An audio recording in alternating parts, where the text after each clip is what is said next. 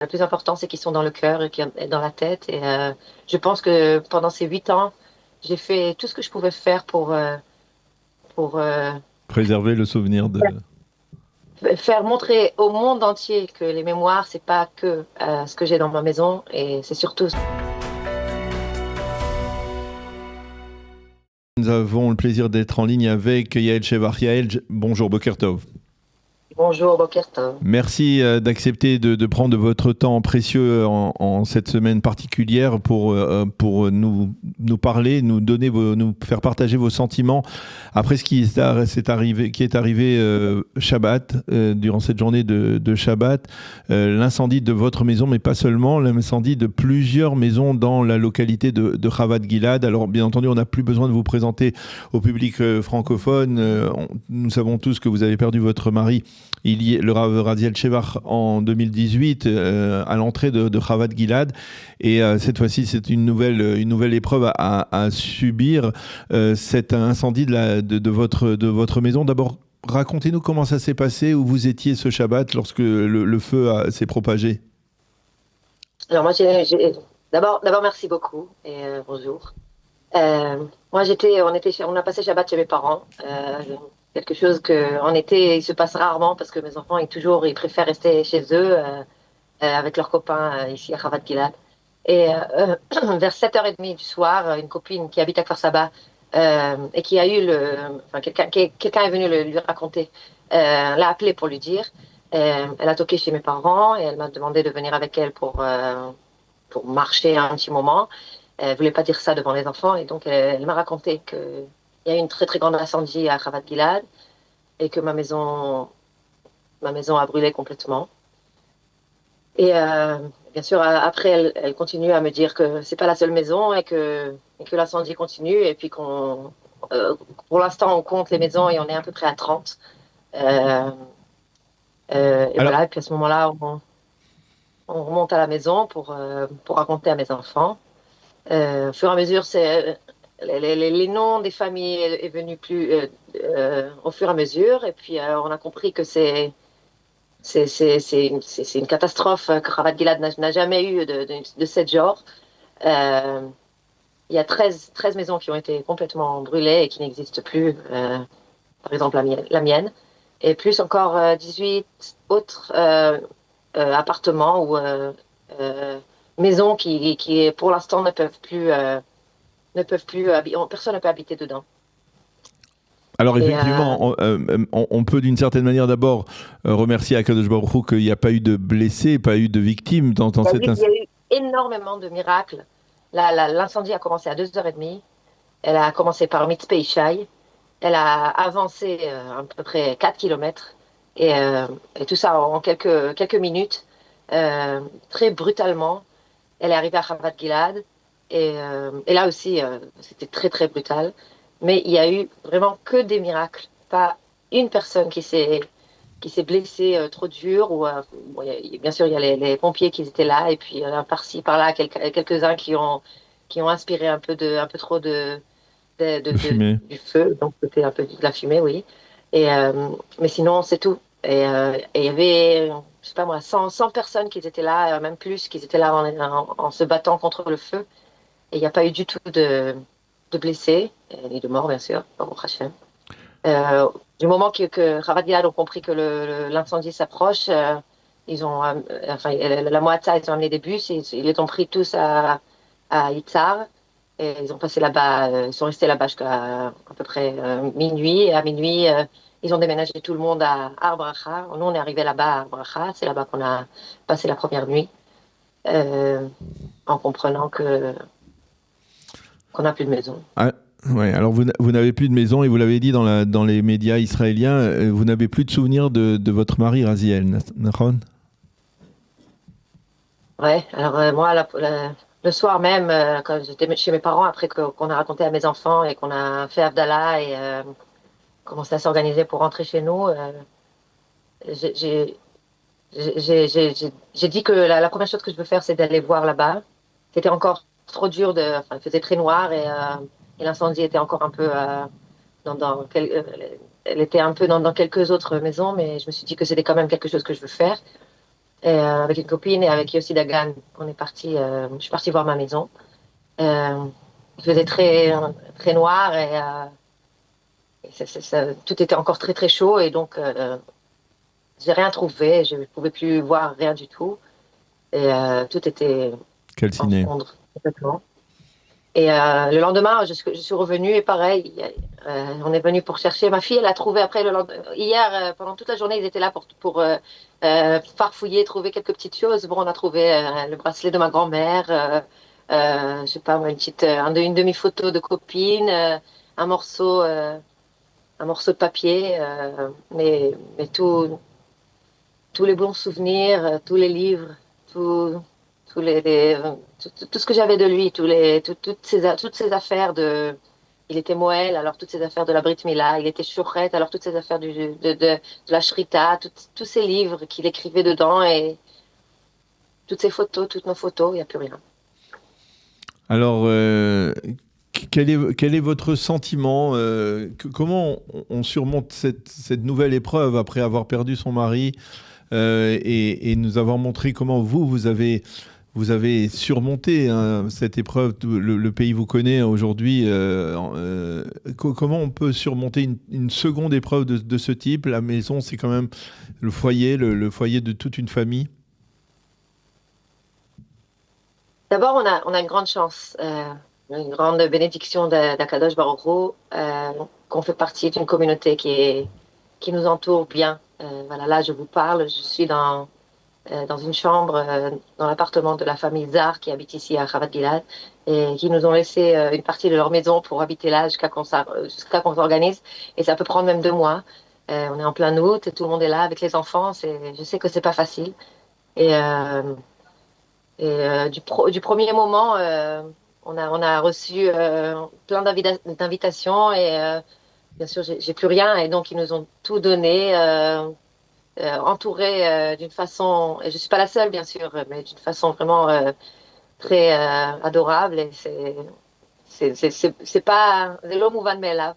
Et, on apprécie beaucoup et je pense que ça nous donne beaucoup de force parce que on est pas mal de familles avec cette situation et on est pas mal de familles qui veulent rester là et qui comprennent que ça va prendre du temps, ça va prendre un bon moment. Et on a, Baruch Hashem, beaucoup d'invitations autour. Et le Yishuv, il s'est décidé de nous organiser tous ensemble. On était à Abracha au début, et puis là, on cherche à amener ici, à Chavat Gilad, des caravanes pour qu'on puisse rester ensemble jusqu'à qu'on s'organise avec nos maisons de nouveau. Et, euh, et donc, je pense que ça donne beaucoup de force et ça donne beaucoup de possibilités de voir optimique comment on pourra se lever de cette situation. Bien sûr, c'est pas facile. Et puis en plus, il faut dire, c'est pas que Chavat Gilad, c'est la grande communauté de Am Israël qui est toujours là, qui nous entoure. Et, euh, et aussi, bah, au Hachem, on a une grande émouna et on a de la famille qui est pleine d'émouna et on comprend que, bah, au Hachem, on est en vie, on est en bonne santé et on a une grande longue vie encore à continuer à vivre. Et les mémoires, c'est vrai que c'est quelque chose on aurait bien aimé de garder jusqu'à 120 Oui. ans. Et, le plus important, c'est qu'ils sont dans le cœur et dans la tête. Et je pense que pendant ces 8 ans, j'ai fait tout ce que je pouvais faire pour Préserver le souvenir de. faire montrer au monde entier que les mémoires, c'est pas que ce que j'ai dans ma maison, et c'est surtout ce que j'ai dans ma tête. Et je pense que je vais continuer comme ça. Alors, la date à laquelle s'est produit cet incendie, le Shabbat Chazon, c'est le Shabbat avant Tisha B'Av, et Tisha B'Av, c'est aussi la destruction du temple, l'incendie du Beth Amikdash. Vous qui voyez toujours dans une dimension, on va dire, collective du Ham Israël, de la souveraineté nationale, vous y voyez peut-être aussi un symbole, c'est-à-dire C'est impossible de ne pas voir le symbole. Faut être aveugle pour voir ce symbole. Bien sûr, surtout que chez nous, c'est très proche, c'est très rapproché, mais on essaye de rajouter sur notre Khorban Prati, on essaye c'est pas difficile en fait cette fois d'assembler tout et de les traber avec l'histoire israélienne et l'histoire juive. Je suis sûre que Tisha B'Av ici à Chavat Gilad cette année, ça va être un Tisha B'Av qui nous rappellera ce qui s'est passé là-bas il y a 2000 ans. Et justement, la semaine dernière, on était dans une pays loot avec les enfants et on a dit que de préserver une mémoire de 2000 ans, c'est quelque chose que Am Israël il peut faire. Et il faut travailler pour le faire parce que c'est pas facile de se dire on se rappelle et on pleure pour le Khurban Habayit. Et il faut toujours faire des choses actives pour garder la mémoire de Beth Amikdash. Et on essaiera, on continuera à essayer toujours de faire ça en allant à Beth Amikdash et en parlant et en priant et maintenant aussi en comprenant ce que ça veut dire de perdre Beth Amikdash dans l'incendie. Alors, pour essayer de se projeter vers l'avenir, la question est simple. De quoi avez-vous besoin, vous, votre famille, vos amis est-ce que l'on peut lancer un appel aujourd'hui ici à travers les ondes de Radio Kalita, peut-être pour savoir ce dont vous avez besoin de manière urgente ou moins urgente? Oui, alors d'abord, je redis merci. Ça nous donne beaucoup de force de savoir qu'on peut dire à tout le monde qu'est-ce qu'on a besoin et qu'en 2 minutes, on reçoit des téléphones et on reçoit par Bit et par Paybox et dans les campagnes qu'on a ouvertes pour ça. Et comme vous dites, il y a l'urgence, il y a ce qu'on aura besoin plus tard. Les athlètes. Et alors pour l'instant, pour l'urgence, je pense qu'on s'est bien organisé. Chacun a où loger pour le moment. Aussi, on essaye, voilà, on m'a donné un nouveau foulard. J'essaye de ne pas prendre trop de choses parce que je ne sais pas où les mettre. J'ai pas de maison pour poser mes affaires. Mais quand même, je sais qu'il y a beaucoup de gens qui essayent de donner, de trouver où nous mettre des choses pour plus tard, des canapés, des tables et tout. Et on a besoin de tout ça, bien sûr. Je ne sais pas encore vous dire où on peut mettre ça, mais restez avec nous parce que ça va être très important. Et surtout, pour l'instant, on a besoin d'argent. On a besoin d'argent parce qu'on ne sait pas. On se demande, même si c'est une incendie qui a été faite exprès par des terroristes, alors quand même jusqu'à qu'on reçoit ce qu'on a le droit de recevoir du pays, ça va prendre du temps. Et bien sûr, c'est pas toujours assez. Mais pour l'instant, on n'est pas sûr qu'on va arriver là-bas.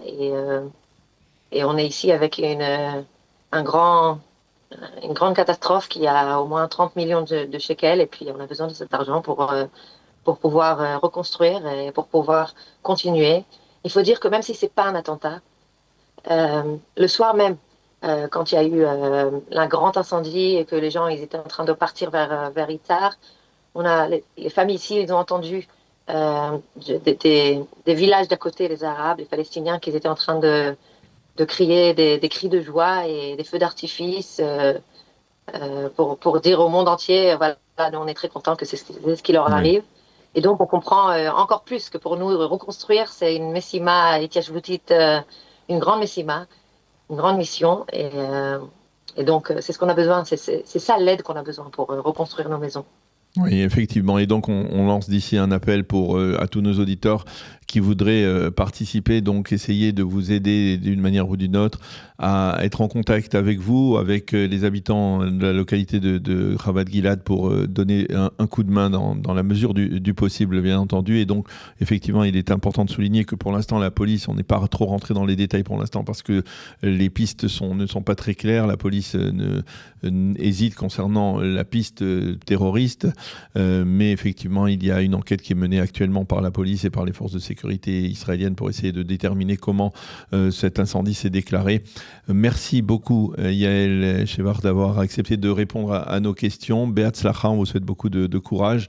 Et à vous et à tous les habitants de Chavat Gilad. Et à bientôt, Be'atzlacha. Et comme d'une certaine manière, après la tristesse, le deuil, eh bien, il y a aussi la reconstruction dans le Shabbat Nachamu de la consolation. Eh bien, on espère aussi pour vous aussi la consolation de pouvoir reconstruire votre maison dans Chavat Gilad.